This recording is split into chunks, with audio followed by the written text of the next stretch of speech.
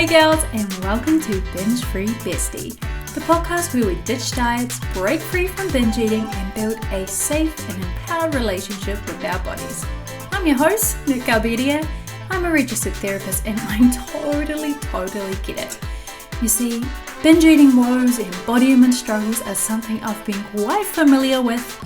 Been there, done that, and guess what? I found my way to food freedom, and now I'm going to help you to do the same. This potty is going to be your go-to for real, evidence-based strategies from my therapy practice and from my own lived experience. So whether you're tired of that diet cycle, you're ready to ditch this shame spiral, or you just want to feel more confident in your own skin, then this is going to be the place for you. It's time to get real about food freedom, body acceptance, self-care, and building a life you truly love. Ready? Let's get into this, besties.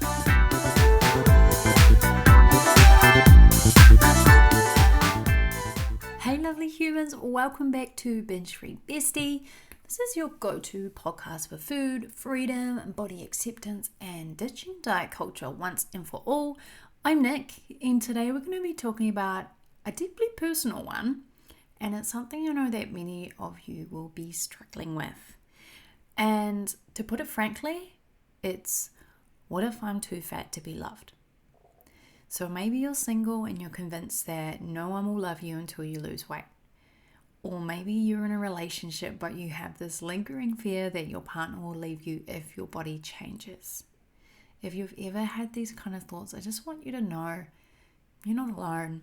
These fears, they come from years of social conditioning, not from truth. And you can build self-worth that isn't tied to the number on the scale.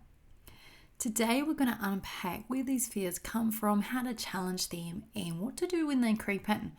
We're going to do some self-compassion exercises that have actually been life-saving for me, and I'm going to share a few personal experiences from my past relationships, my marriage, and how I've navigated body image fears within them. So grab a cup of tea, get comfy, or go for your hot gal walk, and let's dive in. So, why is it that we feel too fat to be loved? This belief, it is so deeply ingrained in our culture and we barely even question it. So from the moment that we're young, we're fed these messages that love is for thin people, that attraction is about meeting beauty standards, and that we must maintain these bodies to be worthy of love. But let's be honest. Diet culture profits off your fear. The beauty industry and the weight loss industry, they actually need us to believe that being thinner equals being more lovable. Because if we stop believing that and we stop spending money on things that promise to fix us, well, they're going to go broke, aren't they? But the truth, and I know that you know this, but we get so friggin' stuck. The truth is that love, real, lasting, genuine love, is not conditional on your weight. It's not. It's really not. And I get you. I really do. I've been in relationships where I felt like my body was a problem. I've also been in relationships where I was the one making my body a problem, by assuming that my partner must be secretly judging me the same way that I was judging myself. So the way that you feel about your body will impact how you show up in relationships. It just will. And if you constantly believe that your body is unlovable, you might find yourself doing things like shrinking yourself, avoiding intimacy, feeling undeserving of affection. You might self-sabotage and push people away before they can reject you. And you might do things to seek validation because you feel like you have to earn love. And you feel like when people give you that validation and attention, that it satiates that need. But it's usually just temporary, right? It doesn't really last. And so I want to say this with so much love. Your body is not the problem. It's your mindset. So what do you do if you have a partner and you're scared that they're going to leave you? And this one really hits deep. I know I've been there. when I was at my lowest point with body image, I just was so anxious that if my body changed any more than it already had, that my partner's feelings would change too. And I was always doing things like analyzing how he looked at me. I would start to panic if I saw that he was like even just glancing at someone who was smaller than me. And I would just absolutely spiral in my thinking because I thought that if I didn't stay a certain size, I would not be able to keep him and I would lose him and it would be my fault. But here's what I really wish that I knew back then. And again, like I know that you know this, we all know this, but that conditioning from diet culture and beauty and body standards is just so strong and powerful that it's really can be quite hard to challenge it. But this is what I wish that I knew. I wish that I knew a healthy, loving relationship was based on so much more than body size. I wish that I knew attraction is not as fragile as diet culture makes it seem. And you do not need to be a certain way to be fully loved and deeply loved. Now, today, I'm in a marriage with someone who I know he really loves me for me. Like, he truly does. And does that mean I never have bad body image days? Of course not. I still have wobbles. I definitely have bad body image days because I am also living in the same society as you. I'm also bombarded with the same messages, and some days they just manage to cut a little deeper. But the difference nowadays is that I know that it's my my responsibility to work through any of those thoughts that I'm having. And my husband is friggin' awesome. He's so supportive. He's always there for me on those wobbly days. But it's actually not his job or his responsibility to attend to my body image. That is my job. And his love, I know, is not tied to my size. My worth doesn't fluctuate based on what I weigh. And yes, again, like he does an awesome job at showing me that he loves me, showing me that he's attracted to me. Awesome. Like that's obviously very nice to have. But again, it's my job to challenge my thoughts. It's my job to look after myself and practice my self-care and use my strategies, because I know in the past I put all the pressure and all the responsibility on previous partners to validate me, and it really fed into the demise of those relationships. It really did. Of course, there's lots of reasons those relationships went to crap, but I really think that my low self-esteem and low self-worth was one of the biggest core reasons.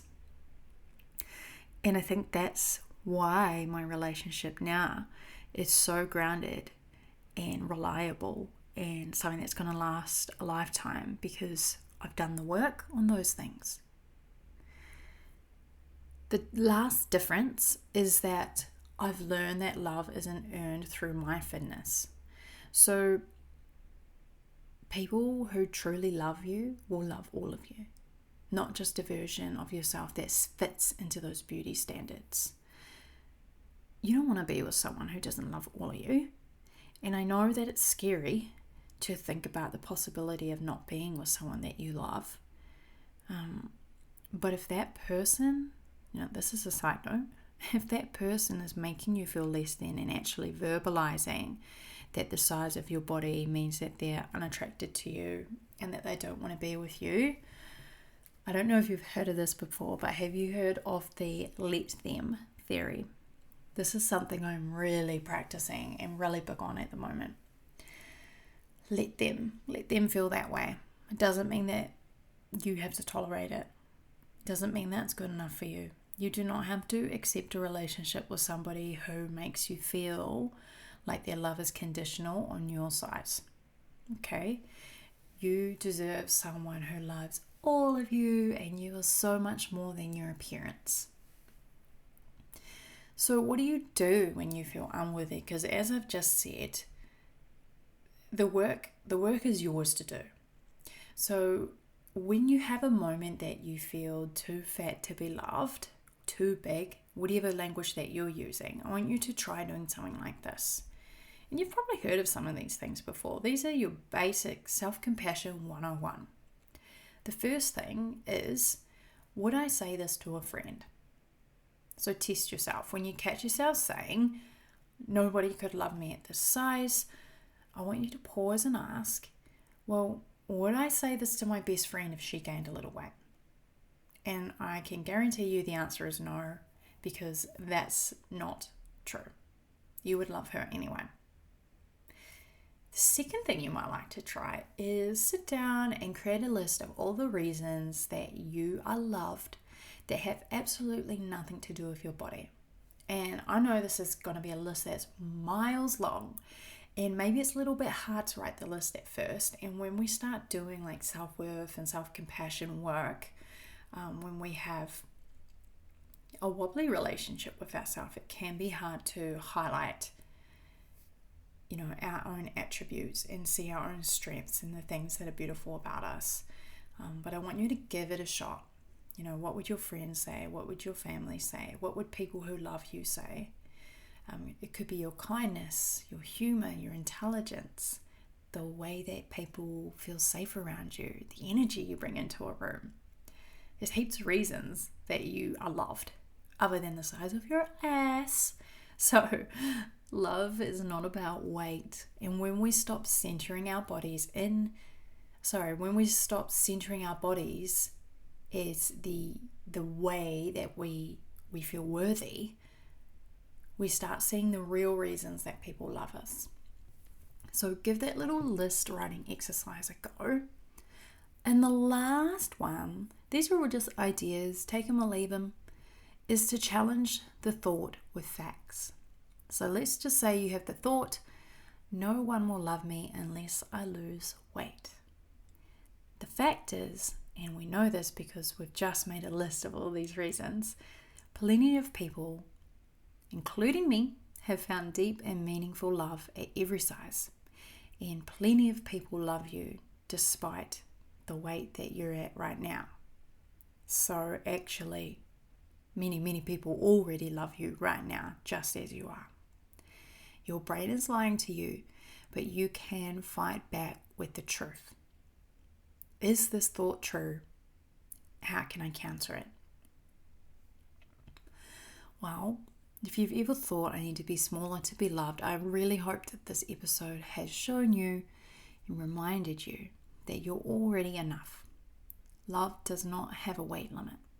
Attraction is more than a body size, and your worth is not determined by a scale.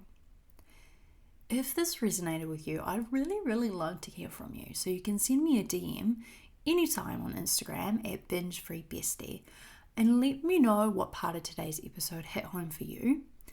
Also, I have a free training coming up on binge eating, and it's going to go into the core reasons behind binge eating and what you can start doing to tackle that. Totally free. You can catch the replay if you can't make it live. And I really want to just give you some more free resources to get started on your healing journey with food and eating. If you want to come along, just jump into the show notes. I've got the link to the free training there. I've also got the link to another couple of free resources, such as my Emotional Eaters Fix Guide, and the wait list for Breakout with Binge Eating is open now. You can jump on there. The doors are opening super soon. Next round starts in April. If you are ready to break up with binge eating for good, then I will be opening the doors for just 8 women in April. So I hope that's going to be you. Remember, you can ask me any questions at all about the program, what's included, what's not, all of that kind of jazz. Just again, slide into my DMs.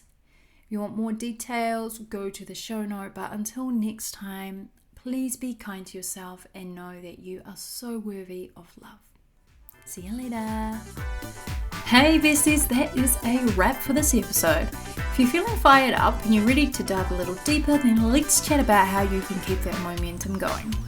First, You can find me on all your fave socials at Binge Free Bestie. You're going to get lots of daily inspo there, more strategies, and a healthy dose of body positivity. Then, if you want to start your food freedom journey, then you're going to need to grab my totally free guide, The Overeater's Fix.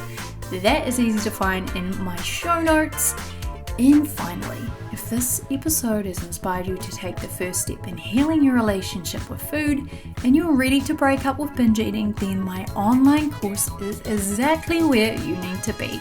It's a powerful blend of coaching with me, Nick, and a supportive binge-free bestie community, engaging discussion forums, transformative learning modules, and a mindfulness library that's packed with strategies to help you ditch dieting and embrace lasting food freedom. Next round is starting really soon, so if you don't want to miss out on that, then join the waitlist.